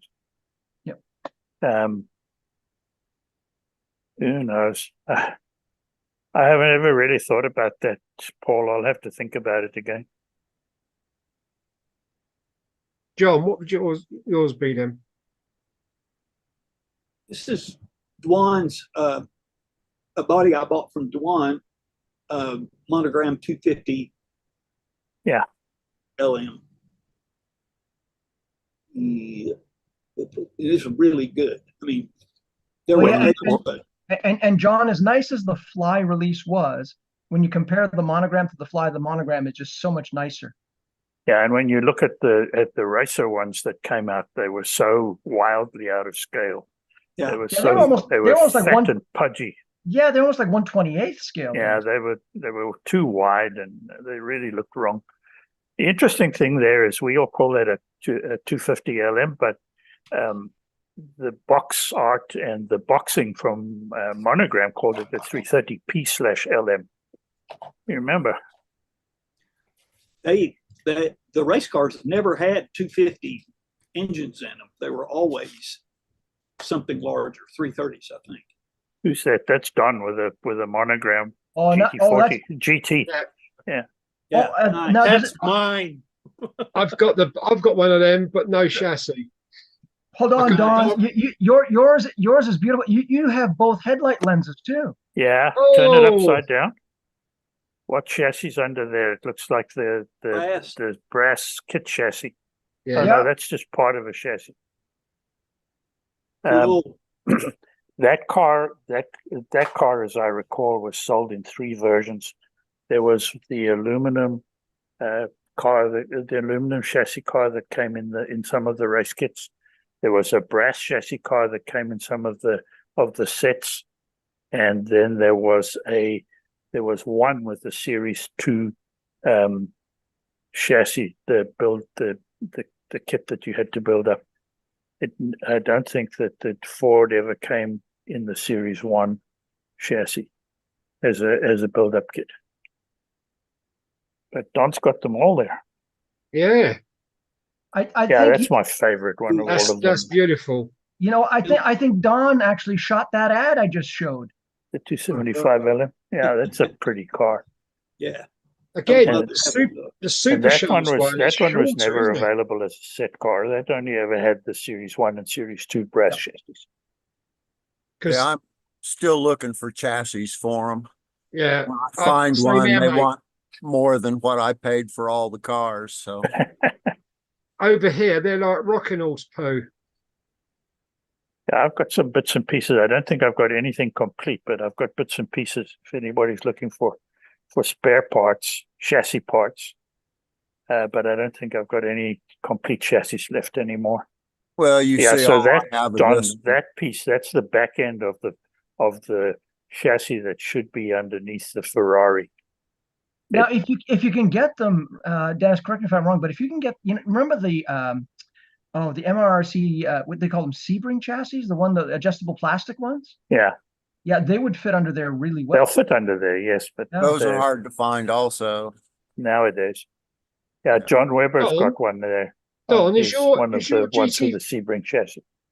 Don, your GT40, is that the Tampa printed front on that? Yeah, They all do. it's all not do. Tampa printed, but it was painted on in the No, factory. it's actually molded on the hood. That's actually Yeah. raised. It's raised plastic. Yeah, because mine was the same. It Mine was was the same. Yep, that's the way it was done on the. Yeah, they're all the same. They're all like that. Yep. Yeah, I haven't touched my Aurora because after So Chris, that's where the paint that's ran along this the bottom. chassis, isn't it? The Sebring. Yeah, that looks Yeah. like it. Yeah. Yeah. Yeah. If somebody wants it, it's here. I haven't touched my Aurora because after Chris saying how the paint ran on the nose on it, I feel like I thought, no, I'm gonna ride it. The Sebring chassis only came with the FF motor, right? It Yes. never came with a FC Yeah, no, 130. only with the FF. I've seen FC 130s that are kind of similar to it. Was it just a different car? Yeah, because they also used that chassis when Monogram Revell re-released the King Cobra or the Cooper Ford or whatever you want to call it. Yeah. Well, and then MRRC bought it, but did they release an FC version, or has it always been? It's always been an FF version, I think, Okay. because their Ford Mark IV also had that same chassis, Okay. but with the FF and with quite a big high point offset on the gears. Professor Yeah, Motors. it's really hairy, quite offset. Mm-hmm. It's Yeah, Professor looking at it Motors. here, it's gotta be, it looks like 1.5 millimeters. It's quite a lot, I know, because it's really difficult to get a decent mesh on that car. Yeah. Now, when MRRC first started releasing like a kit, the first one they did was the 250 GTO LM, and it actually had a metal ladder chassis that looked like an old Revell chassis. Uh-huh. Yeah, and then you had choices of gears, and I don't know if they gave you one or two motors or not. I've got it down. That was the new MRRC that came out of Germany, right? Right. Yeah. I don't know what's happened to them. Well, I think the owner of the company passed away, and I don't know if they're still producing things because they were in Jersey, like they're not necessarily in the UK, right? That's a separate sort of entity. It's an island off our coast, but yeah, it's I can't remember his name. John. Dewann. His first name was John. Yeah. Yeah. He's still dealing. He puts stuff up occasionally on eBay. Because I got the Carroll Shelby Cobra with Carroll Shelby sitting on the front of it. Uh-huh. Trees has got me a couple of little John, bits. what are you showing there? What is that? It's it's a Sebring chassis from a Monogram Oh yeah. Ferrari. The really nice thing for guys like me that like to build the old cars from derelict bodies or resin bodies or that kind of thing is it's adjustable. And Now, works John, pretty decent. do you think that chassis would work if it was cast in resin? There's a stupid question. Yeah, I don't see why not. I don't see. Let me add it to the list. Does anyone know if Professor Motors is got any spares, body parts? I'm after what John just mentioned a little while ago, the King Cobra and the Le Mans, the back bit. Oh, what part? The Cobra, the Ford Cobra they done, the King Cobra. So what parts do you need, Paul? It's a no, the Cooper rear Monaco with a with a the Ford rear, engine. the rear panel. I've got two cars, both missing. Oh, you mean the under tray? You mean? Yeah, Pete, that looks really familiar. Yeah, the bottom bit, that back panel there, where the completes the 2 zeros on the back. Oh, the roll under at the back. This Yeah, piece here. Yeah, that little piece. Yeah, the rear valence is what you're looking for. Mm-hmm. Yeah, I'm looking for two of them. I've emailed Professor Motors, and I've got nothing back from them because the shop's still up and running. Yeah, they're still around. I had a fellow club member who went there because, I mean, this car, John gave me this car last fall, and it was missing a lot of parts, and it was a completely different color. So I started to rebuild it, and I needed lenses, front lenses, the windshield, the interior, the motor parts, the gear box cover. Professor Motor had the clear parts as well as the motor parts. He didn't have any interiors, but you have to actually, I don't know. Yeah. Emailing them and asking isn't very fruitful.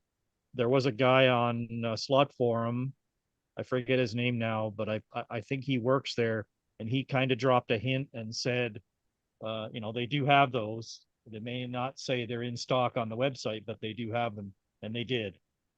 So I got some of those parts, but I don't know about the I didn't realize the glass. They used to have a body kit for that Cooper Monaco or Cooper Ford or King Cobra or whatever you want to call it, but it was the one that had the open rear wheel arches. The open rear arches, yeah. Those are long out of stock. Yeah, and the reason that they had that was because that's the way the mold ended up. Then the mold was changed back to the original mold when they made the MRC run or the Revell monogram run. Right. Cool. There's a couple of comments that I posted from the YouTube chat. Johnny's Workshop was asking if anybody knows the real dimensions of an Isuzu R6 coupe or where to find those. And then he also he added about the Monogram 158 has a longer wheelbase than the Super Shells, and he makes chassis for both of them. Yeah, and the Monogram 158 is a wee bit wider because it was actually made to fit what was the smallest sort of thin line motor of the 60. So it's a wee bit overscale. So I've got a scale adjusted one where I took up, I don't know, somewhere almost at least close to 1/8 of an inch from the middle. And then Greg Petrolotti did those at one stage. John, what's the situation? What's our shipping situation on our proxy kits? Yeah, it should be next week. Yeah, I got laid up. I got rocked last Thursday in a hockey game, so I'm just coming back. Yeah, those concussions are hard to get over. I wish it was a concussion. Then I could, forget how painful everything else is. John, I sent you an appropriate email recently. You did? Yeah, like today. Oh, okay. Hang on. If you go look at it, and you know how to put it up, it's appropriate for you for a number of reasons.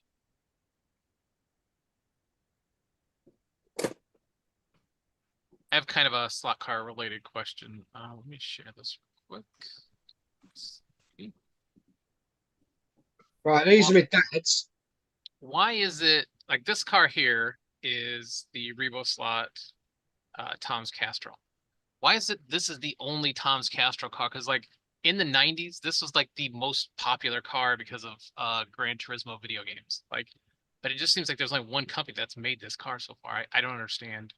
Is it just there's not enough Toyota Castrols to make it profitable? Or is it just people are unaware? Or just don't care? I don't know. Thoughts? Anybody? Nothing? So say again. What are you How come saying? there's only one of those Tom's Castrol Supras? Like those were in the 90s, those were one of the most iconic cars from that era of racing. If you're into video games. Now I know a lot of us aren't into video games, but that thing was huge. It was everywhere. And like if you go on YouTube, you can find video games about or there you go, Gran Turismo. Oh, Grand Prix. No. This is the one of the. So if you do iRacing online, yeah, the same guys who did the physics model for this when they owned a company called Papyrus. It's the best racing sim as far as I'm concerned. It's Grand Prix Legends. You're driving in 1967. It's like right, and I think that game came out in 1987. Yeah, well, you know what? The physics model was that good, and what the great thing is that Papyrus went out of business.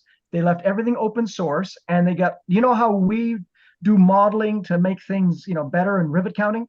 That's what these guys did digitally. Nice. So it's amazing. It really. But what I'm asking is like, there's hardly anybody making the Toyota from that era anyway. Like, is it just not a popular car? Is it just kind of specifically to Japan, or I'm just curious why there aren't more of them out there. Usually when somebody gets a good idea, there's like every company's making one. But now this is the one car where only one company's made it. I lost out. I missed it. And now I'm SOL. Well, RevoSlot makes it, don't they? RevoSlot make it, but they're the only one. They only they ran that once, and I can't find it anywhere. Well, so. Datsun's the same. There's very few Datsuns out there for some reason. Yeah. Okay, I'm just curious what all goes into it, but maybe it may have something to do with Castrol's requirements for sponsorship. It could be, advertising, that kind of thing. What do they call it? Royalties or something? Yeah. Licensing and trade. Could have something to do with it. There's everybody makes a Porsche. Like there's going to be a Porsche 911 that I've never seen, but I'll see it. There's like 15 of those that are going to come out every year. But then the weird stuff like that, we don't get anymore. Well, a couple of things. Firstly, I guess there are a gazillion Porsches out there being raced every weekend and every day. Yep. Secondly, I think the European market probably generates more interest than any other market when it comes to what the companies want to model. Mm-hmm. Thirdly, the slot car companies have to watch how many different liveries they can get to see whether they can ever make enough cars to amortize the tooling for the body. Yeah. Well, I know like the Ford Mustang, the Scale Electric, the 68, 69. That's like they made a ton of money off that because they could have 17 different liveries or how many they have. Slotted have done the same with the 956 and 962. Yes, there you go. That's because there are thousands of liveries available. 69 Camaros. Yeah. Yeah. There's a ton of those liveries. So maybe that's part of it. Maybe the Castrol livery was the Castrol Toyota Supras were well known here, and maybe they were quite well known in Japan, but they may not have been in Europe. I don't know.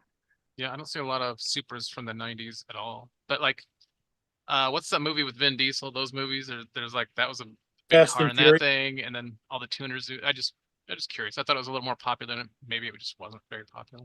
Yeah.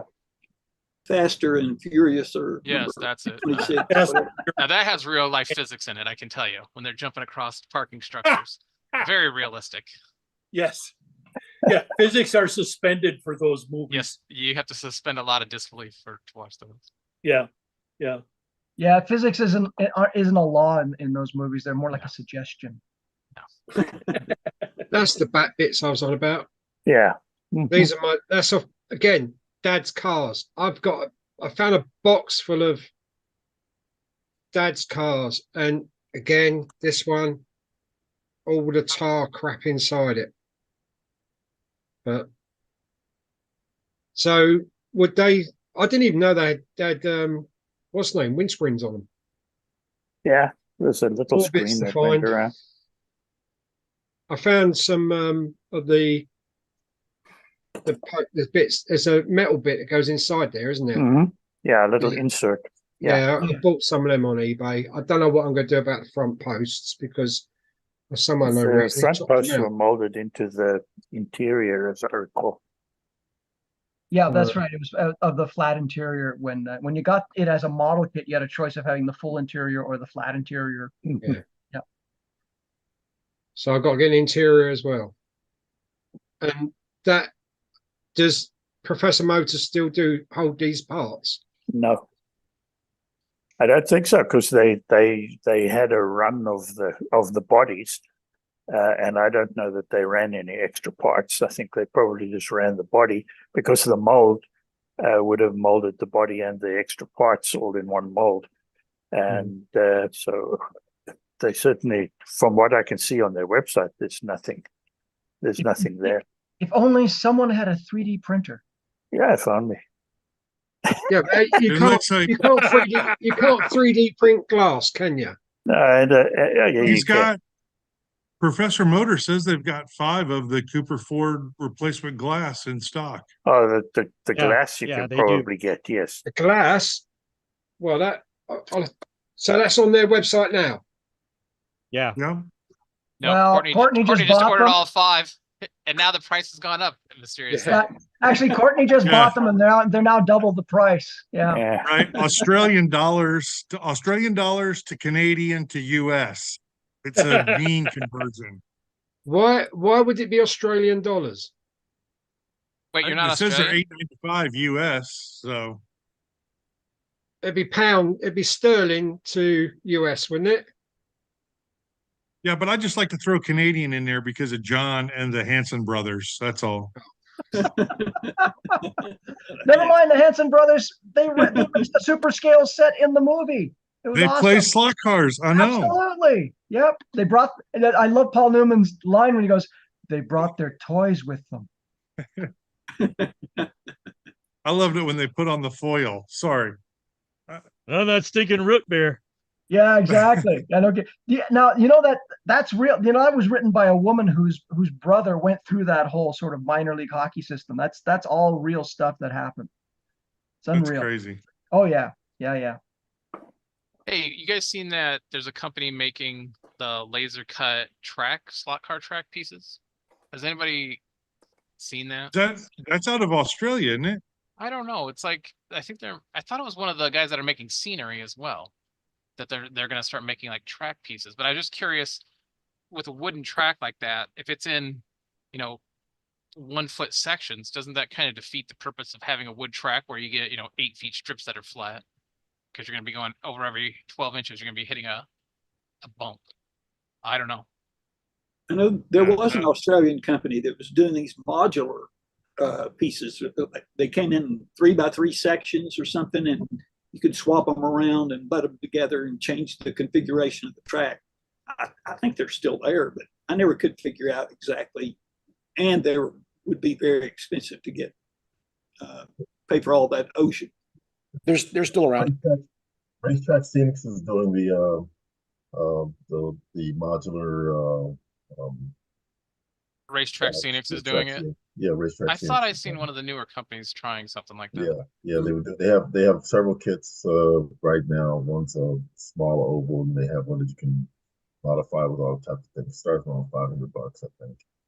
Yeah, they've shown an oval. They Yeah. demonstrated it. Yeah, they gave away the ovals, but they also have some bigger kits.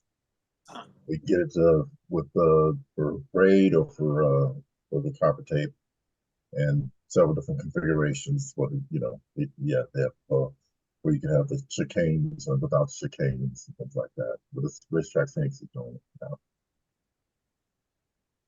Actually, here's a question, because I don't think I've ever seen any of our tracks with an actual, I mean, unless it's digital, of course, but an analog track with a crossover. Do people I've never liked that in an analog track. I mean, yeah. They're too expensive. Yes, exactly. I mean, you could see the manufacturers going, "Oh boy, car sales." Yeah. Right? Well, we have one of our Like a tracks. dirt bike Far Out Club manufacturer. has one of the tracks of the Far Out Club has the double crossovers right at one turn. So it's a nice challenge. It's yeah, I don't like the crossovers. But yeah, they have a double crossover. It's a 4-lane track, and you have 2 crosses. It's Nigel's track.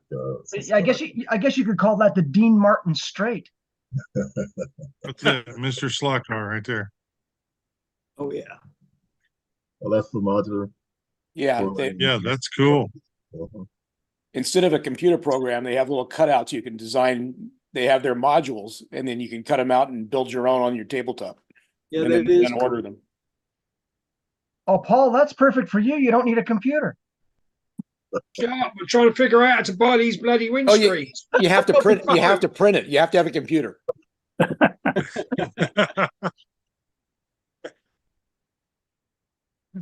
Hey, Jeremy. What was it? Yeah. Yeah, I acquired one of these, Yeah, you did. and before I had Did you got see it, Jeremy's eyes light up for $30? He's excited. I'm excited. That's the best $20 you'll spend all year. my wife was close to a place that had them and picked me up one. And while she was doing that, I looked on eBay and saw that you had your wonderful little plates that went in there, and you had 2 left. And I said, oh boy. But I waited till she got home with the box and went back to get them, and they were gone.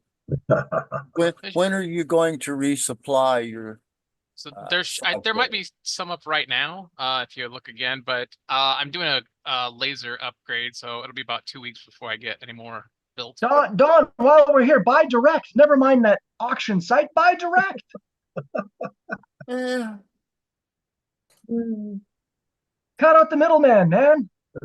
Well, I don't mind doing that. I do with most of my slot car buying, except for the garbage that I pick up from time to time and show you all. Now you got to go to IKEA and get the built-in light. Don What's has that? some great garbage. Yeah, every once in a while I get lucky with some stuff that's in there. That's why I get it. Fun to play with. Anticipation of what's in the box versus what was in the photograph. Yeah. Now, talking about old stuff, I was hoping Henry would be here because I found this and I thought of him. And let's see if you see this. Check this out. Oh, a dyno. Yeah. 1960s technology at its best. I remember those. Yeah. Yeah. And that's the artist's conception, by the way, folks. So if you want to see what it really looked like, there it is. Yep. Huh. Looks pretty good. Yeah. Yeah, they were. Isn't that cool? Lots of kids drooled over that. That's no, What's that? Sorry? What was the price? Oh, sorry. I'll bring it back. Say? Yeah, hang on. Let's see here. Built-in KF. $5. $5.48. $7.95. $7.95? Oh no, that's the power supplies. I'm sorry. Okay. Yeah, power supply. Oh, yeah, it doesn't say. Wow. I just wanted to see what it was in period correct dollars. If you have to ask. Yeah. Oh, here it is. Here it is. It would okay. The price would be, they hadn't set the price yet. This is how new it was back in the day. About $30. Like, are you out of your mind? What year's that? 1966? 1966. That would, let's see what that is. Oh, that's got to be close to like $293. There you go. Yeah. So it looks like something you could control the Apollo spacecraft with. Yeah, not only that, it probably emitted enough radiation to fry an egg. Like, who the went to their price parents and said, "Here's what I want for Christmas: this $300 toy." That would be unthinkable. That's about how much 3 Cox 1/24 chaparrals cost. Yeah, exactly. Yeah. $30. Yeah, exactly. And unreal. Not a slot car. Well, you could buy a whole set for that, a monogram set. Yeah. Yeah. Kind of funny that you brought up Henry's bench, because I brought my Henry's bench to our race last Sunday that we go to about an hour from here, where they are kind of on similar rules, but a little better than our rules. And so they started testing their cars. And when I explained to them that, you're looking at feet per second here, and they're like, oh, I'm not too far off. You're like one guy was like at 24 feet per second, and the other guy was at 20 feet per second. And I'm like, yeah, you're gaining 4 feet there per second on a 6-second track. That's a lot of gain. And then they started going, oh yeah, it is, isn't it? And they started all then kind of looking a little closer. It kind of does help you. I don't know if it can be used like for marshaling, but it certainly gives you some insight into on that straight. Why is that guy taking off away from me? And that's probably part of the reason. That sounds like the next thing you should do with those guys, Jeremy, is ask them for 2 10s for a 5. Yeah. That tester would be about $279 in today's money. Is there a postal problem in America? Is what? Okay, hold on. Define postal. Are you talking about something like? Well, those parts, right, are $7 each. So I've ordered 2 sets. So that's $14. So it's about £13 for me. Postage. Oh, it's Professor Motor postage thing, isn't it? Right. Federal Express International Economy, £56.22. UPS Priority Mail International, $64.10. FedEx International Priority, $67.81. That is certainly beyond your ideal price point. But considering, I'll tell you what, I can stick that. Well, what you need to do there is find somebody in the U.S. who will buy it and then ship it to you in an envelope cheaply. Like I sent stuff over to Wayne fairly cheap. How do they justify that? Well, there's 2 problems. One is that Professor Motor uses Pitney Bowes for their mail when they send it out. So anytime you buy any part from them, it's always like $10, no matter how small it is. They just look at it goes into the system and it just goes. Now, I think if you talk to Garth, he goes in there and tells them their postage is crazy. They need to knock it off. Second is that the U.S. Postal Service also subsidizes a lot of other countries' post coming into the U.S. And that's why China can ship it so cheap to us, for $1 or $2. But if you try to return it, it costs you $20 to ship it back. I don't know about the UK, but I've tried to ship to the UK before through the eBay International program, and there were some import problems going that way, but none coming this way. Yeah, there are international postal treaties for every country, and to and from every country. Like, for example, if I was going to ship something to Pete in Ontario, it would actually cost me more than if I shipped something to Giovanni in New Zealand. Oh, jeez. So, oh yeah. Well, there's no logic to it. Don't expect. Yeah. But the other reason too is they do it for the same reason that rock stars marry supermodels, which is because they can. That's a ripoff. That is a a lot of that's ripoff. Surely there's an option there for you have an option to fly over here, pick it up by hand, and fly back if you really think it's. Now, do you know what? I think I might leave them for a later stage. They've waited 60 odd years. They can wait another 60 years. Paul, you could make a buck for the windshield and then vacuum form it yourself. Paul, don't you know anybody around you who may have one that you could make a mold, like a quick mold and do a quick windscreen? No, not those, because there's not many people over here that race old stuff like that. I was only putting them together because I thought they were dads and they'd look good going around the track, because it's old wooden track. They look good on it. Well, again, the other thing you might want to think about doing is just getting some clear plastic from like a soft drink bottle. Yeah. Believe it or not, it'll come close. Yeah. Yeah. Well, you can also heat the plastic and bend it a little bit. Yeah. If you're careful. And it's cheap enough that you can, screw it up a few times. I mean, say the headlights I've done a test run on the K&B Aurora headlights. I'm using PVA wood glue, And what we used to do on the old the old Matchbox was put windscreens in the cars by running PVA around the outside until it goes to the middle and gently pull the paintbrush out, and you'll get a PVA windscreen. So that's the plan for that. But no, they're a nice looking car, but no, I'm not bothered with that at the moment. There's plenty of other cars at Dad's the Revels mainly. It's a shame because Monogram are nice cars, aren't they? Yeah.